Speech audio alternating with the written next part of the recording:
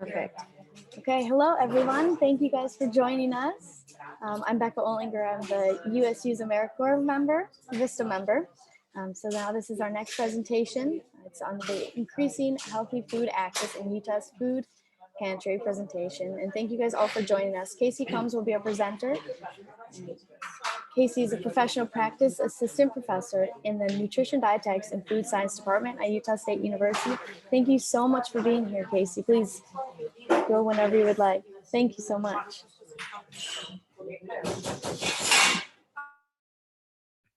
Great, thanks, Becca. And thank you all for joining. I'm excited to give this presentation today.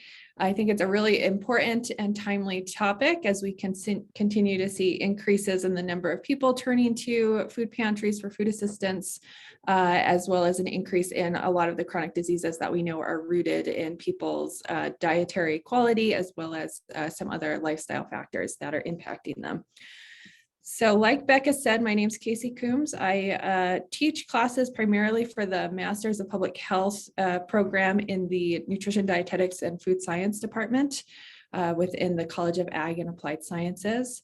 Previous to this position, I worked with Utah State University Extension's Create Better Health program, which is Utah's SNAP-Ed program, and I'll describe that program a little bit here at the beginning of the presentation.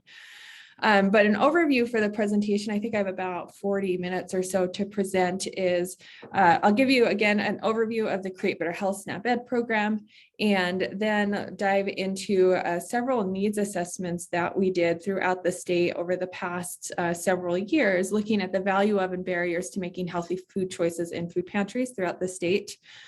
We surveyed urban pantry users in 6 urban food pantries in Davis, Weber, and Salt Lake counties. And then we also did rural pantry manager survey or interviews, and focus groups to see if there was any differences in the needs and interests of healthy food pantry users in urban and rural counties. Then we'll talk about some of the strategies we've put in place at some of these locations through the Create Better Health SNAP-Ed program and whether or not they're effective. And then we'll talk about next steps. So the Create Better Health program is Utah's Supplemental Nutrition Assistance Education Program, or SNAP-Ed program, which is the nutrition education branch of the SNAP program, which is formerly known as food stamps.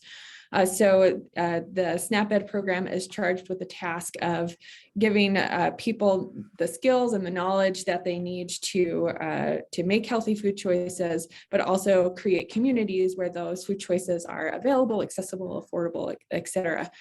So the program is federally funded through a competitive grant process. So every year, the Create Better Health program here in Utah applies for grant funding, which comes through the USDA, specifically Food and Nutrition Services. Within the state of Utah, it's sponsored through the Utah Department of Workforce Services, or DWS, which is also the department that manages the SNAP program here in Utah. So it makes sense that both of the programs are kind of overseen by the same overarching agency, here being DWS. And then, as I mentioned, it's implemented through Utah State University Extension, which is a really great partnership because if you're familiar with Extension and the land grant university system, we have county offices throughout the entire state. And within those offices is where our frontline ambassadors are housed. Currently, we have those ambassadors, which again are frontline educators, and they do our community-based work to improve access to healthy foods and physical activity opportunities in 23 counties throughout the state of Utah. And they're supervised by extension faculty members who have some of these same goals and objectives as our ambassadors. The program goals of SNAP-Ed, both here in Utah and nationally, is obesity and chronic disease prevention in limited resource Utahns. So people who are technically eligible for our program are at or below 185% of the federal poverty level. So people who have limited resources as the target audience for SNAP-Ed programming. And historically, Create Better Health, or SNAP-Ed in general, really took a one-pronged approach to obesity and chronic disease prevention. And historically, it was primarily a direct nutrition education program. So, and I think, and Heidi LeBlanc's on, she's the director. I think SNAP-Ed started in about the 80s. Is that right? Yes. Okay. Yeah.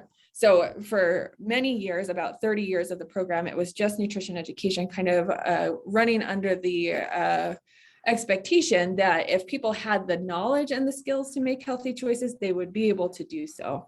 But in about 2010, 2015, with the Healthy Hunger Free Kids Act, under the Obama administration, I believe, there was a shift in approaches. So recognizing the need and the importance of direct nutrition education and giving people that knowledge and skills, but also recognizing that if people didn't live in communities where they had access to these foods, or opportunities for healthy lifestyles, then they wouldn't be able to make those changes.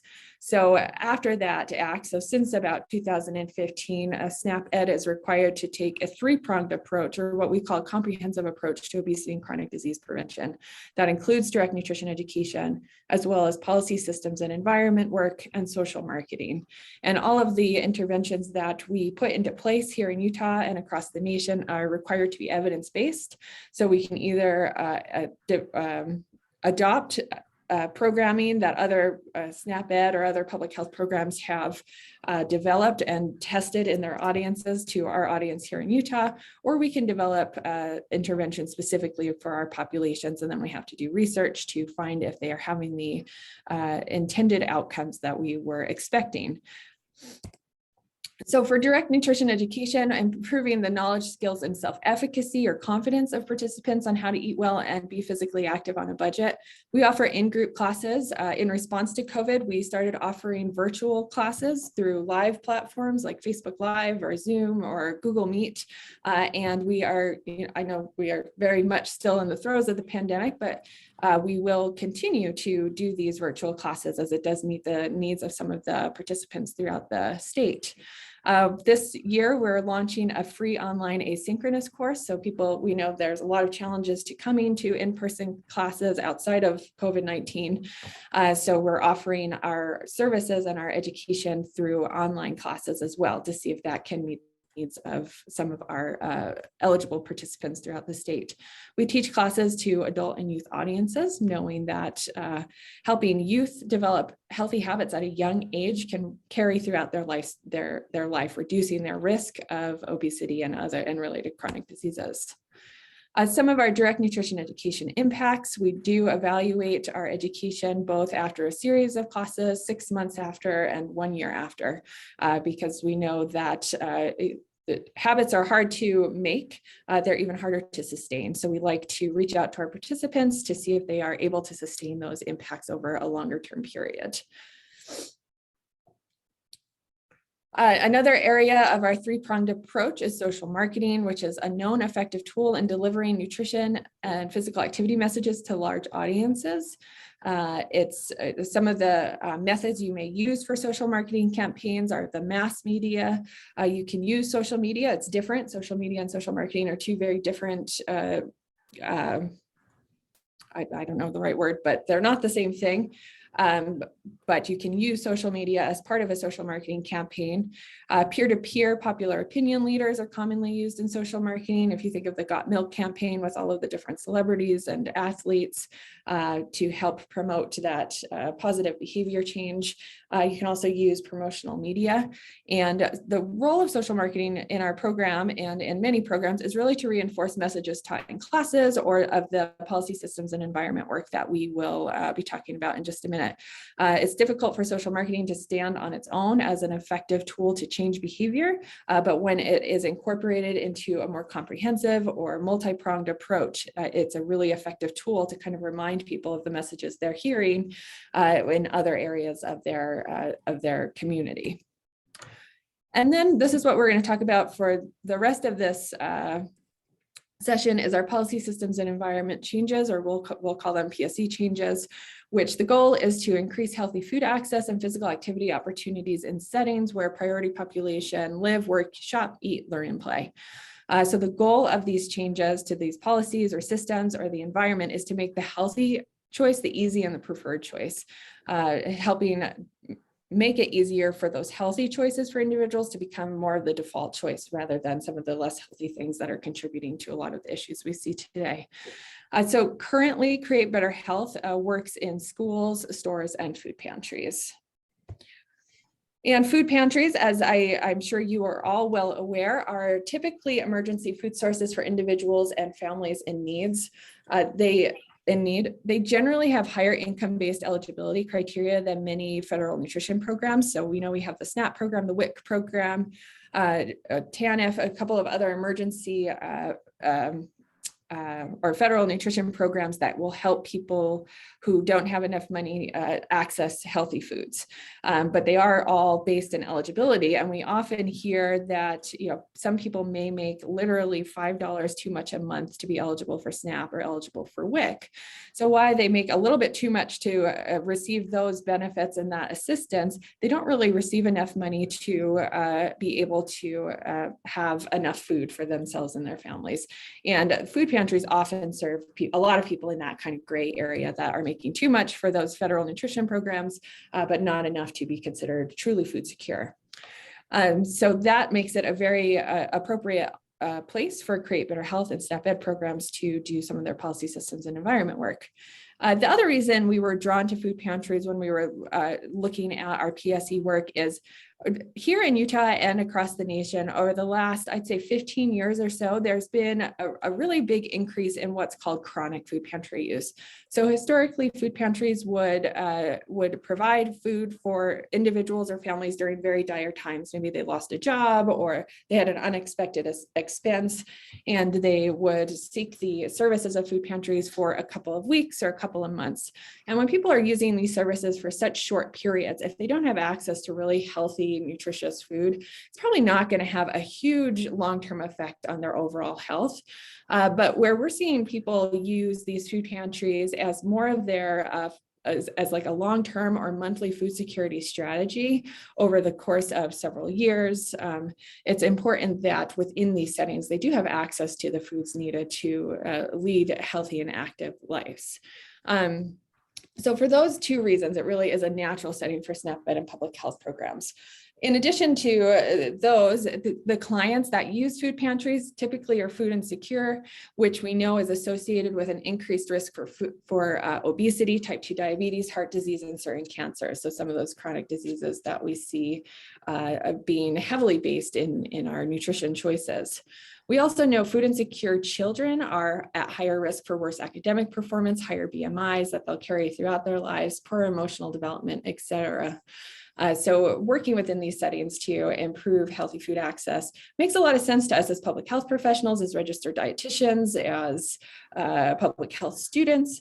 But the question often comes back to, do food pantry clients value access to healthy food in pantries? And when we first started doing this work, we would be asked this question by a lot of pantry managers saying, our clients are just in dire times, they're in hard times. So nutrition is really kind of this higher level problem that they're not focused on right now. They're just concerned about having enough calories or enough food to fill the bellies of themselves and their families at home. So, and that makes perfect sense, right? So that is an understandable and a justification for, just getting those basic human needs met. But we thought it would be important to ask food pantry clients themselves what they thought. Do they value access to healthy food in food pantries? And it comes back to this concept of food security versus nutritional security, and where does the value lie? So we conducted a survey in 6 urban client food pantries in, again, Salt Lake, Weber, and Davis counties. And we had a sample of about 235 responses.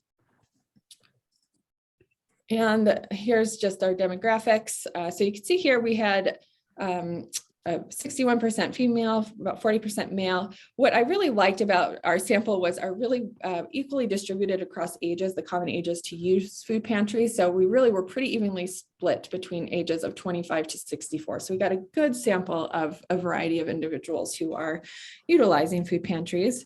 as well as a reasonable response from Hispanic and non-Hispanic clients. I think the Hispanic population is about 13% of Utah's total population, so a good representation here. And then racial distribution similar to that of our state. And this is what we found when we asked people, they had the statement, making healthy food choices in the food pantry is important to me. And they were asked to rate their level of agreement based on a 5-point Likert scale from strongly disagree all the way to strongly agree. And 93% of respondents agreed or strongly agreed with that statement. We know response bias certainly is possible and could have influenced these findings, but in general, I mean, that is the vast majority of people stated they value making healthy choices in the food pantry. From that question, we asked them if they were interested in programs that make healthy choices easier to make within the food pantry, and 87% of respondents agreed or strongly agreed with that statement. We ran some basic chi-square associations and found that Hispanics were more likely than non-Hispanics to agree with that statement of wanting programs within the pantry to make healthy choices easier to make, which if you tie it back to our comprehensive programming, that's the whole goal of this PSE work, is to make the healthy choice the easy choice. So this was another light bulb that said, yep, this is definitely a place where we're going to focus a lot of our PSE efforts. We also asked them what their barriers were to making healthy choices, and here they could choose. They could choose from a list, or they could add a write-in option for other, and they could choose more than one. So if you added this up, it would be more than the sample size of 235, but they could choose more than one option. And the primary barrier is healthy foods aren't available, so not surprising there. Some of the other ones that really, and the other, which is the third most common one, what they referred to most commonly when we coded it out was healthy foods may be available, but in regards to perishable items, so specifically fruits and vegetables, the quality would be so poor that the shelf life was really short. So by the time they got it home, they weren't able to use it before it spoiled. So you could probably couple most of these other responses with this healthy foods not available. So definitely number one concern, increasing access to healthy foods within the pantry, or availability rather. And then the next ones were interesting, no time to compare foods. And if any of you have worked at food pantries, a lot of them are open limited hours. A lot of them are run primarily by volunteers. Some have a few paid staff, but they move a lot of people through in a relatively short period of time. So clients didn't feel like they had time to sit there and compare 2 cans of tomatoes to see which ones had lower sodium, or which cereal was made with whole grains or had less added sugar than other ones. So that was a really commonly reported barrier. And then unsure how to identify healthy foods. So even if they were interested in making healthy foods, they didn't have the knowledge to be able to do that. Others stated they were unsure how to prepare healthy foods. And then the last two were don't like healthy foods and not interested in healthy foods. So you could see very few responses, totaling probably maybe 15 of the 235 ended up in these two categories. Again, further emphasizing the interest and value of healthy foods within these settings. We asked them what types of program components they felt would be important for making healthy choices easier. And again, it was a list where they could select more than one, again, resulting in a much higher response number than sample size. But at the bottom here, you can see the most commonly selected component was shelf signs or labels that would help indicate which choices were healthy choices. Recipe cards were commonly selected, probably in response to that barrier of not knowing how to select healthy, or not knowing how to prepare healthy foods. Posters with nutritional information, nutrition or cooking classes within that setting, so they could help them learn how to overcome that barrier of lack of knowledge or skills. And then recipe samples, increasing the likelihood that they would select things that maybe they weren't familiar with. So that was from our urban food pantry clients. So after we had that data for maybe a couple of years. And then we started to think about wondering if the experience in rural food pantries was different, or if there were different barriers or different values placed on healthy foods within rural pantries, because we do quite a bit of work in rural areas as well as in our urban areas. So we received a USU Extension mini grant to ask those questions, to go into food pantries and identify any differences or similarities among their concerns and barriers as compared to their urban counterparts. We decided to take a qualitative approach to these assessments to get a little bit deeper information, or just different information than just, a quantitative survey where you could calculate frequencies and things like that. So we interviewed food pantry managers at 8 food pantries. We asked them a multitude of questions about barriers and facilitators to healthy food access. Because obviously the previous data was all about clients and their interests, but we know that the only good interventions are those that are sustainable and are supported by management and by staff. We also conducted 4 focus groups. And so this was all during COVID. So we had to do virtual focus groups over Zoom, which is very challenging to get people to attend. So we had, we were pretty successful at recruiting, but then we didn't have very many people come when the day came, even though we sent, email reminders, text reminders, all sorts of bells and whistles and good incentives to get people to join. But we know people have a lot of conflicting responsibilities and schedules. So we decided to try in person to see if we were any more successful at a turnout. And we actually, there wasn't any better success. And so we looked at the data we had after having about 4 focus groups with 10 people or 10 participants. And we really felt like we reached saturation, which means we were hearing the same thing over and over and over again. So we felt like we didn't need to continue to do additional focus groups. But again, we asked them about barriers and facilitators to healthy food access in their pantries.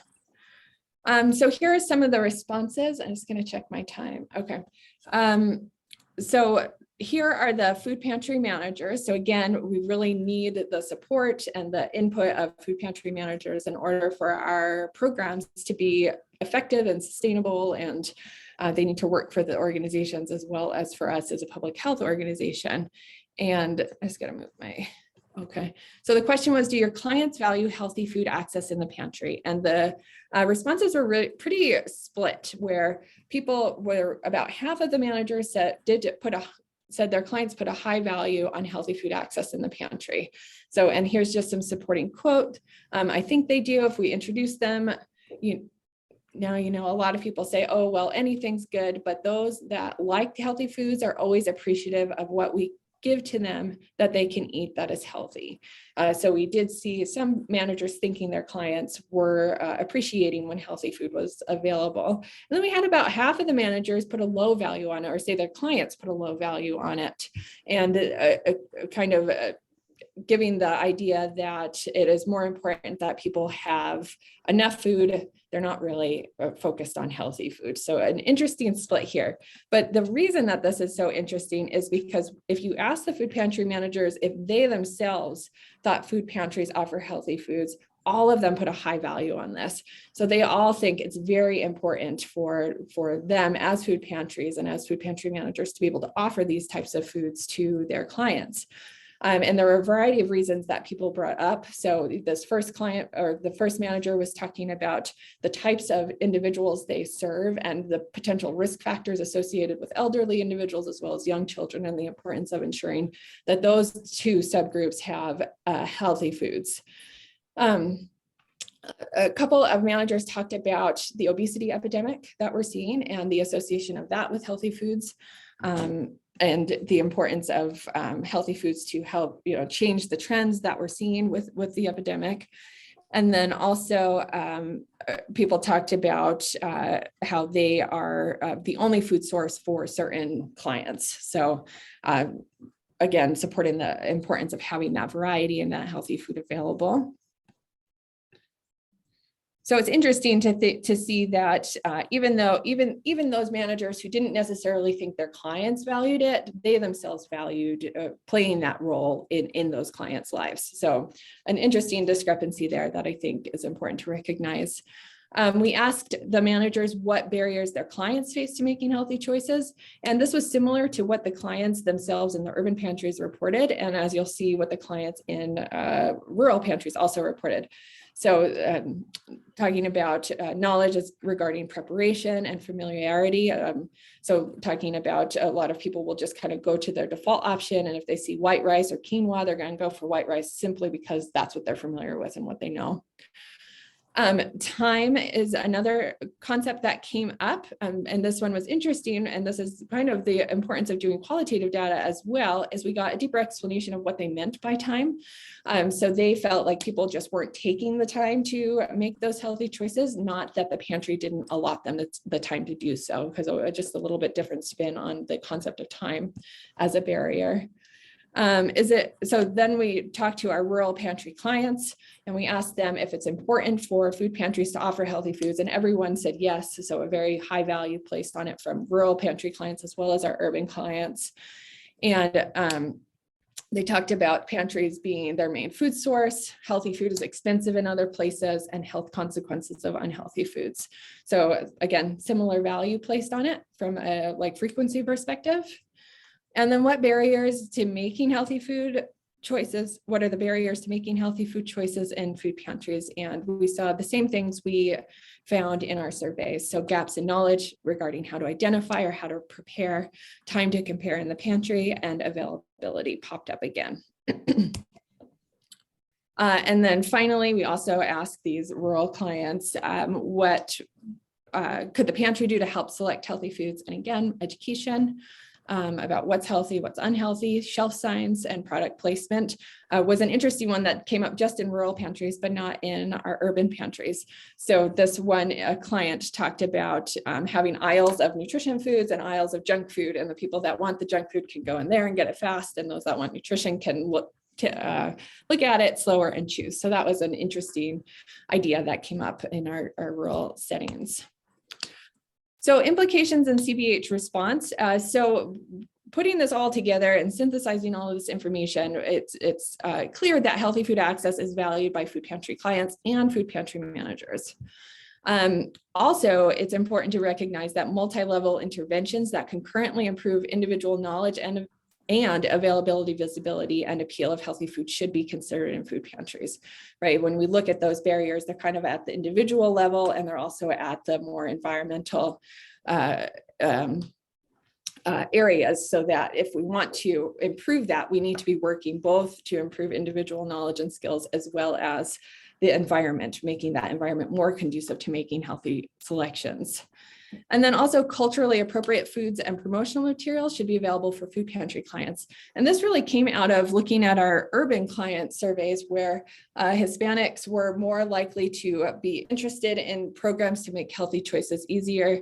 And also in one of the results, when we looked at if it's effective, we found our Hispanic clients were more likely to report that they were more likely to select something unfamiliar because it had one of our shelf signs on it, but they also were more likely to report taking it home and not using it because they were unfamiliar with it. So recognizing the importance of making sure culturally appropriate foods and promotional materials that are translated and share culturally appropriate recipes and things like that is essential to not further exacerbating the food insecurity of these individuals. So to put that all together, we created a Thumbs Up for Healthy Choices nudge program, which the goal is to improve the visibility and appeal of healthy choices in pantries. The program's based in behavioral economics, which influence immediate versus distant gains, access to pertinent information, like right at that point of selection. So ensuring people have the information they need to, make the decision they are valuing in that moment, and the ease of decision making. So making that decision a little bit easier to make. Nudge strategies, we use a lot of nudge strategies, which include product placement. So this one here, the Simpson cartoon, is like the perfect epitome of the thumbs up program. So you just like move the donuts to the back and move the fruit to the front, so that becomes the easier choice to make. It's a central tenet of nudge strategies is that you don't limit the available choices. And this is why it's, you know, better received by food pantry managers as well, because we're not saying get rid of the donated pastries and the snack foods and things like that. They can still be there, but we just want to make those healthy foods a little bit more prominent to increase the likelihood of selection of those. Product price, obviously not an issue here in food pantries, but if you're talking about other healthy food PSE efforts, product price is something to work on, and product promotion. So through the use of, you know, signs and some of the other things that we'll talk about here in a minute. So this is, we have large banners that can go in the food pantries. They're about 6-foot banners. They can either hang from the ceiling or they're standing banners to help draw attention to our thumbs up signs that indicate foods that are high in vitamins, minerals, fiber, and low in sodium, added sugar, saturated, and trans fats. Our nutrition ambassadors, have guidelines for how to go into the food pantries and identify the foods that meet specific nutrition criteria that reflect these concepts here on the banner. And all of the criteria are listed per serving, so that when you're comparing cans or boxes, it's an easy comparison for our ambassadors to make, so that they only tag appropriate things as a healthy choice. This was an interesting thing. These we call our shelf educators. And when we initially started the program, we thought that people wanted to know which was a healthy choice, and that was enough information. Like if they could see that it was a healthy choice, they were good and would, you know, select it or not select it. But we found that people wanted more information. They wanted to know why it was a healthy choice and some uses for it. So now, instead of just putting our shelf tags on the shelves, we also include these shelf educators that have some of the nutritional benefits of that food item, as well as some of the common uses. We have some pantries that just don't have the capacity, and our ambassadors don't always have the capacity to actually go through and select and separate out which foods are healthier than others. So we have some of these just kind of tips for selection. So these will hang on the shelves to encourage people to look for low sodium canned vegetables, or look for fruits packed in 100% juice or water or anything like that. So does thumbs up work? So that's obviously the next step. We need to know if our program's having effect. So we surveyed participants in 6 urban pantries, and the pantries had the thumbs up program in place for at least 4 months. A lot of pantries will allow clients to come in 1 time per month. So by waiting at least 4 months for the program to be in place, we increase the likelihood that people actually engaged and were exposed to the program. Here's our demographic distributions. And we had about 195 responses to this survey, and 81% of survey participants familiar with the thumbs up logo agreed, or okay, let me back up. So 81% of survey participants, of those 195 respondents, were familiar with the thumbs up program. So they selected that they recognized the logo. And then from those, 94% of them agreed thumbs up makes it easier to make healthy choices. Again, #1 goal, make the healthy choice the easy choice. 65% reported eating healthier since thumbs up was implemented, and 68% reported their family eats healthier since the program was implemented. 69% agreed they were more likely to choose an unfamiliar item because of the shelf label. And you can see here, this is one of the ways our shelf labels can be adhered. This logo is a little bit dated of a picture. This is what our old logo looked like, but the shelf signs sit perpendicular to the shelf. So if someone's looking down the aisle, they can see, okay, that's where the healthy items are located, which would decrease the time needed to find them, which was, again, one of those common barriers.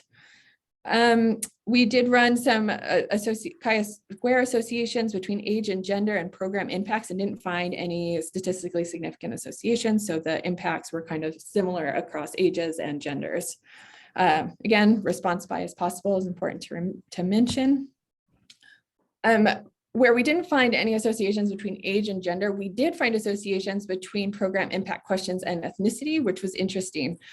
So the ones here that were statistically significant, we found that our Hispanic respondents were more likely to report that thumbs up makes it easier to make healthy choices in the food pantry.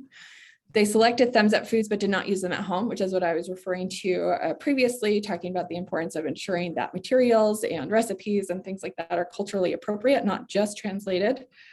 They were more likely to choose unfamiliar foods because of the thumbs up sign. And they also were more likely to report that themselves and their family eats healthier since the program was introduced. So we're seeing even greater impacts of the programming among some of our minority populations. People were able to write in some quotes about the program. So just getting some great responses. Thank you for thinking about our health, I think is my all-time favorite quote coming from this work. A lot of times this goes into the concepts of food dignity and people feeling like if they're using food pantries, then maybe they don't have the right to be selective and to have access to these healthy foods, which as public health professionals, we know certainly is not the case. Let's see. So we have our thumbs up for healthy choices, which is great, right? Because it helps identify and make it easier to make healthy choices within the food pantry setting. But if you think back to our barriers, whether we're talking from our rural or our urban pantry clients, the biggest concern is there's not availability. And the thumbs up program only works if there are healthy food options within that pantry to promote. So we've also been working to improve availability through a couple of different avenues. We've partnered with many different types of organizations throughout the years on doing healthy food drives. The Boy Scouts of America was a big one we worked with for years. They do they used to hang the bags on the doors of everyone through northern Utah, and I think it was like southwestern Wyoming and a couple of other places. It was a large regional Boy Scouts of America group we were working with. And we distributed bags that we were able to print on, while every donation is appreciated, all families deserve access to healthy foods. Please consider donating these following items. And there were, low sodium soups and whole grain breads, whole grain pastas, oatmeal, some commonly requested foods that we worked with pantry managers to identify to make sure that they were foods that they felt they actually would be able to move, because we didn't want to just inundate them with a bunch of foods that nobody would take. We've also done local and community-based healthy food drives, and then food drives at farmers markets, where patrons of farmers markets are encouraged to purchase additional fruits and vegetables to donate to their local food pantry. And then we had the unanticipated benefit of then some farmers at the end of the market donate whatever they had left over from the market to our Create Better Health booth. And then that food would be delivered to the food pantry, the local food pantry, for distribution, to help increase not only the amount of fresh produce, but also high quality fresh produce in the pantries, which is a very high value item. We have community garden and home garden donations. So our ambassadors will coordinate the collection and distribution of excess community garden produce, or maybe they'll do a plant a row for the hungry within that community garden to, again, get that high quality fresh produce there. And then many of you may be aware of the Farmers Feeding Utah program, which has been going on since May of 2020, and it's a partnership between the Miracle of Agriculture Foundation, Utah Farm Bureau, Create Better Health, the Hunger Solutions Institute, a variety of partners throughout the state, has just made really incredible impacts on both food insecure individuals, as well as donating a lot of farm fresh Utah grown produce, meats, dairy products directly to over 37 food pantries in the last year and a half. We look at Farmers Feeding Utah as a systems change, right? Kind of connecting these limited resource individuals to Utah grown produce, which is a benefit for both producers as well as for the consumers. It's also been a huge, a greatly important reduction in food waste. So we know, at the beginning of the pandemic, there was a huge interruption in lots of different markets, one being cruise lines and international markets, which left a lot of Utah sheep farmers with sheep that they didn't have a market for. So instead of just culling those animals, they were able to donate them on the Navajo Nation to individuals who knew how to harvest and process those animals and use every part of them to feed themselves and their families. So a really cool program that's had so many different benefits and have fed tens of thousands of people throughout the state since May 2020.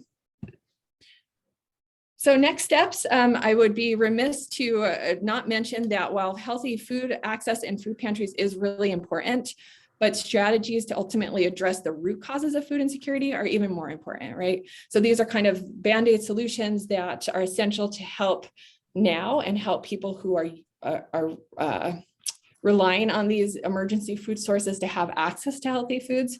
But it's even more important to look at those root causes of food insecurity and work towards improving those conditions so that less and less people need food pantries and similar services.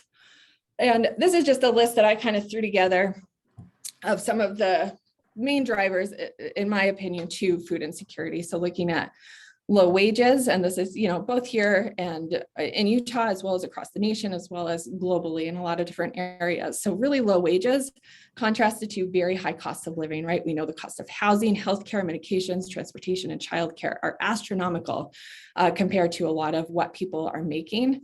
And we know in Utah here, a lot of the individuals we see in our SNAP Ed program are considered the working poor. Maybe they have one full-time job or two jobs, and they're still not able to make ends meet. And we know of a lot of people that are having to make the terrible decision if they're going to purchase their medications or food.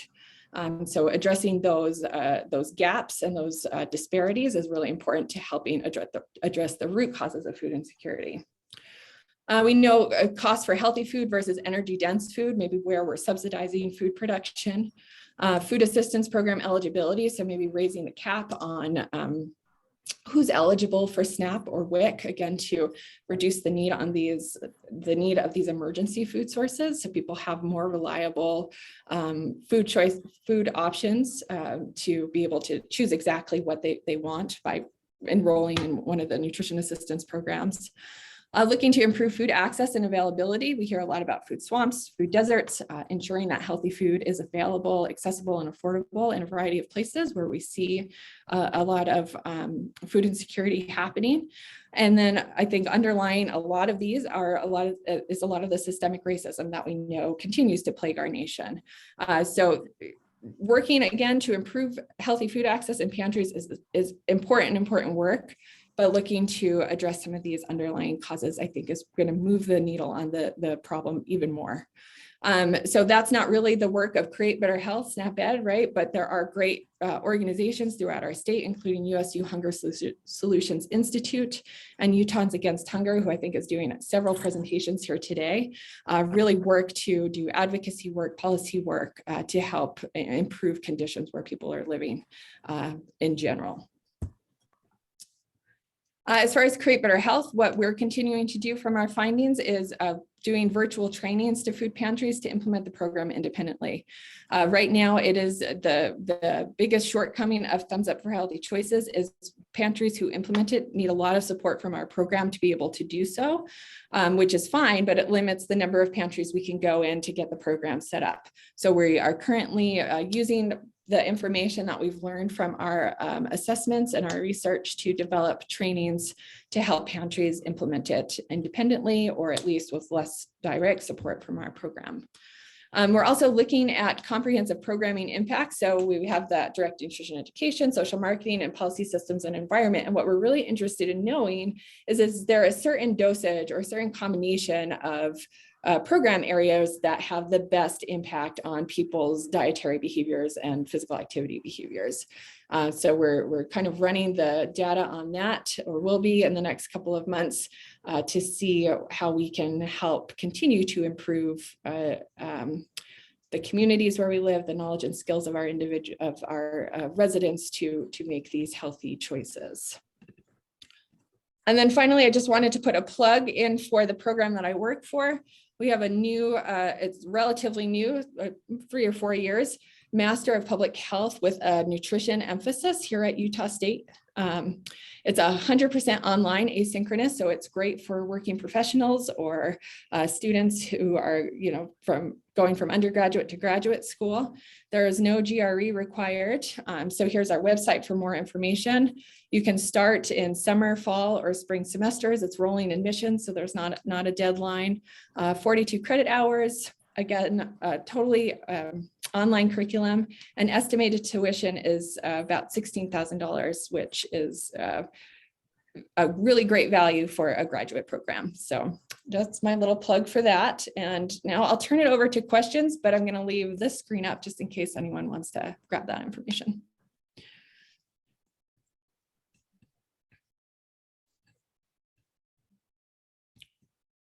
You can either throw a question in chat or unmute yourself.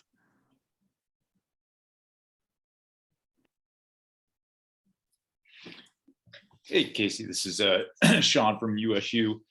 Thanks for the presentation and all your work. Question for me, just kind of all of us are probably on this call on the front lines or practitioners as well. And knowing what we've seen in the headlines as to kind of growing use of food pantries nationwide, what are you kind of seeing as the challenges and the pressures with food pantries, with kind of increased usage, and also knowing that it'd be great to kind of keep the emphasis on healthy foods? What can we do as a community to kind of aid in that process of getting more folks more healthy food? Yeah, that's a great question. I think from what I know of how food pantries are run, there's a couple of options. Participating, when you're donating to food drives, especially this time of year, there's a ton of food drives you can donate to. So rather than just going to your own pantry and seeing what nobody wants, be really intentional about what you're donating. So, make specific purchases at the grocery store specific for these food pantries. Think about maybe the cultural diversity in the areas where you live, and perhaps get some information on what types of foods would be culturally appropriate for the diverse audiences that food pantry serves.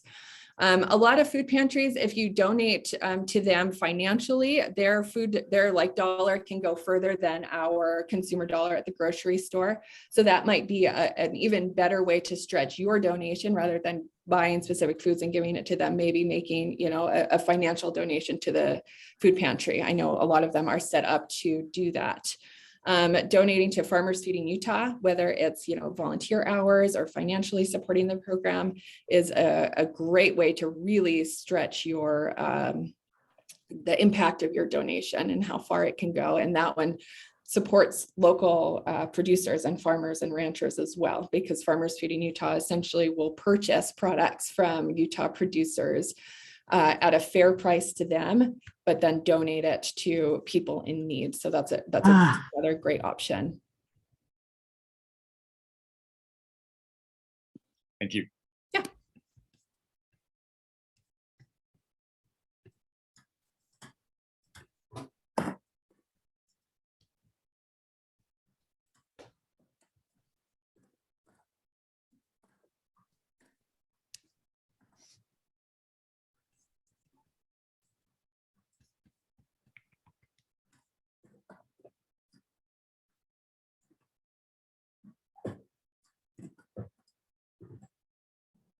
Great job, Casey, as always.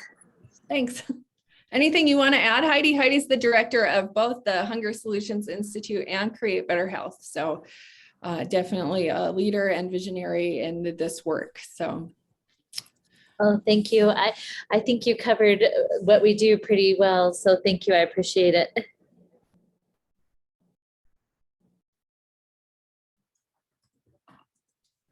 I guess one thing I could add, and if any of you are participating later, there will be another Create Better Health presentation, but and I know a lot of you work for different universities, and for our Create Better Health program, it becomes a little tricky where we can work and what we can do, because we're so based on regulations.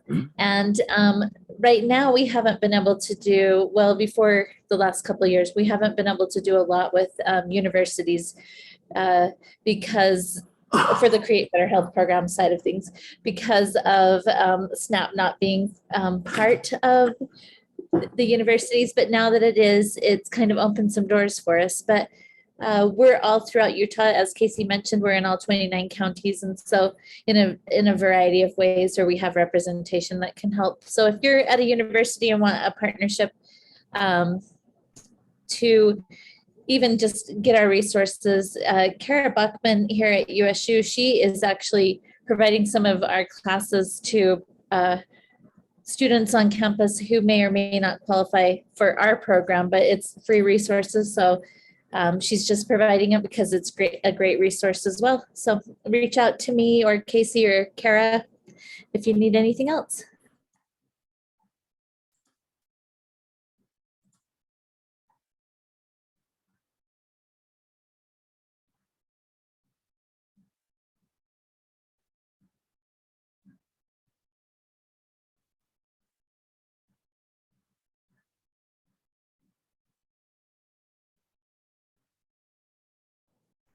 I suppose that you could probably, I guess, wrap it up and end this session.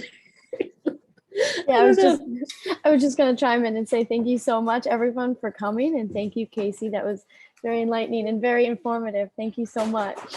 And we have another session. It's starting at 12. It's just mainly about Utah and Vista members, but anyone is welcome to join. Thank you. Okay, thanks everyone.